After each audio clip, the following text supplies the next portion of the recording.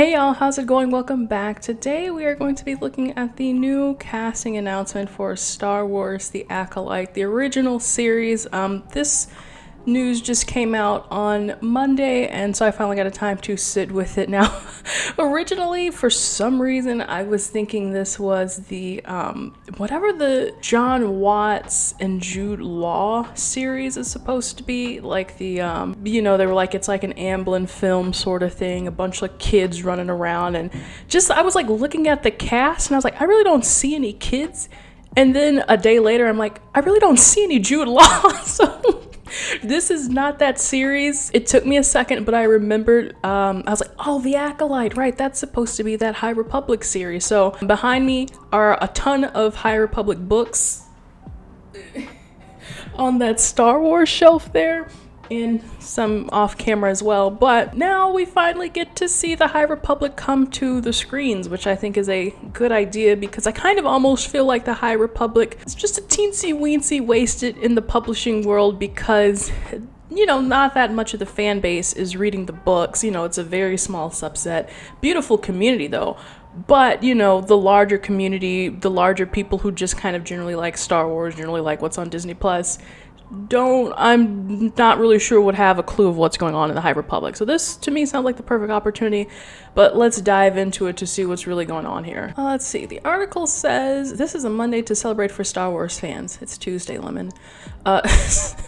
Today, Disney Plus announced the cast for the Acolyte upcoming Star Wars original series from Lucasfilm, joining the previously announced Amanda Sternberg, which I barely remember that, Emmy Award winner Lee Jung-jae, which from Squid Game, yes, Manny Jacinto from obviously Nine Perfect Strangers. I didn't watch that. I love him in The Good Place. Daphne Keane, his Dark Materials, which I was just thinking about her. Jodie Turner-Smith, Queen and Slim, Rebecca Henderson, Charlie Barnett. He was in Russian Doll. That's right. I was looking like, why does he look so familiar? Okay, he was in Russian Doll. Makes a lot of sense. Dean Charles Chapman and Carrie Ann Moss, arguably the biggest name on there. I mean, Trinity from The Matrix. That's really awesome. I think this is a well-rounded out cast. It looks really cool.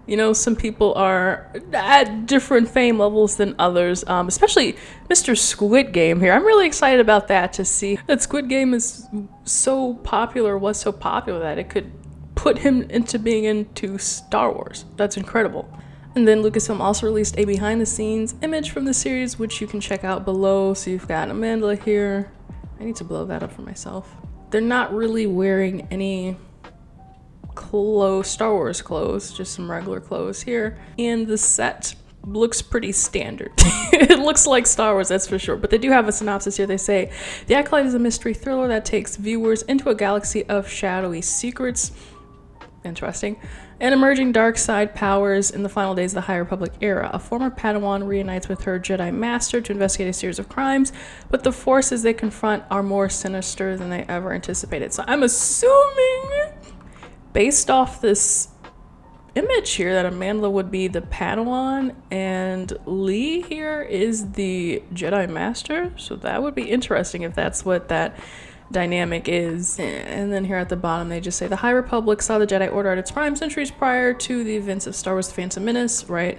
You can learn more. No, we're not gonna learn more here. From creator, showrunner, and executive producer Leslie Hetland, Russian Doll. So that makes sense, a connection there. The Acolyte has begun production in the UK.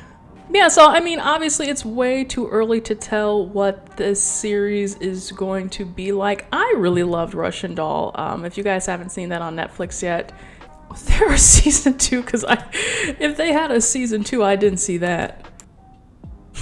Yeah, there was a season 2 that came out this year, but it just felt so perfect as like a one season thing that you almost were like, if this goes on for an extra season, it's kind of, I don't know, but maybe if I see season 2, maybe it'll be worth it and we can kind of judge how good she'll be in this show. The one thing that I will say though about the High Republic is that as I've been reading it, to me, they say it's 200 years before Phantom Menace and all that stuff, but it really just still feels like Star Wars. You would think maybe 200 years in the past. Like, for example, you think 200 years in the past, you might think Civil War era or Victorian era, and there's certain things and limitations that they had then that we don't have now. So like if you watch Enola Holmes and she's like, I took a buggy instead of, you know, driving a car, obviously. So when it comes to the High Republic, there to me really is no difference between, like, you know, there's no difference in technology. They all still have spaceships. The spaceships are very advanced. They have hyperdrive lanes,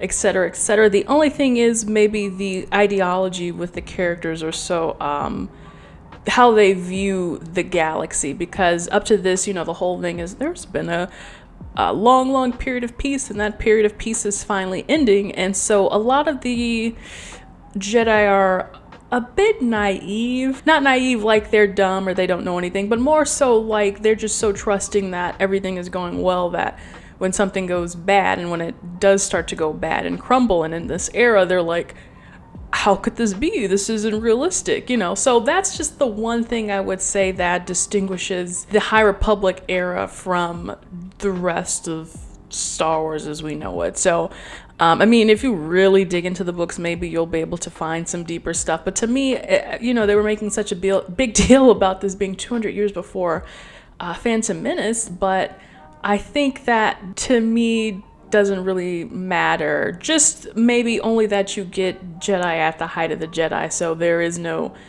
ambiguosity that the Jedi are real. Like, I think if you grew up during original trilogy era, and you're like, wow, Jedi, what are those things? You know, only Luke Skywalker is a Jedi, and we know that Darth Vader is a Sith, so he's kind of like a Jedi because he uses a lightsaber. But I'm like, for me, you know, having both the prequels, original series, and now the sequels, and seeing, mostly with the prequels, right, seeing what the Jedi were like, there's no question that there were Jedi. There's no question that there was an order. So I'm like, maybe that's what the High Republic is trying to show, like, this is when we had Jedi, guys. But I was like, but also the prequel was like, this is when we had Jedi, guys. Nonetheless, I won't discount that the cast does really, it looks like a stellar cast. Again, Carrie-Anne Moss. That's so cool. So listen, just to, you know, maybe Keanu Reeves comes to the Star Wars universe as well. For now, though, it is just exciting to see what's going on, and I will have, you know, it's nice. I will come in good faith and say, this looks exciting, because they all do look exciting. They just, these projects have been, to varying degrees, successful. So I've liked, previously I talked about Tales of Jedi, I like that. Andor was very slow to start, but I've been liking that now. Obi-Wan Kenobi, I fell off on that. Mandalorian has been great. Book of Boba Fett was so-so. So it's like, I don't know, it's not just, you know, they're not MCU Phase 3 where you knew every single thing was going to be a hit, or Phase 2 or Phase 1. This Star Wars has been like Phase 4 Marvel, so we shall see. It does look like there are some people who are very excited in the comments, so that's good to see. So let me know what you guys think about this announcement, the casting, the idea of the series. I mean, it seems kind of general. There's nothing out of the ordinary here. They're gonna discover a big mystery, and, you know, maybe at some point we'll get more and the story will appear more original. But yeah, I will leave it here. Please leave a like if you enjoyed this discussion. Subscribe for more. We'll be discussing the next episode of Andor tomorrow, and I will see you in the next video. Bye.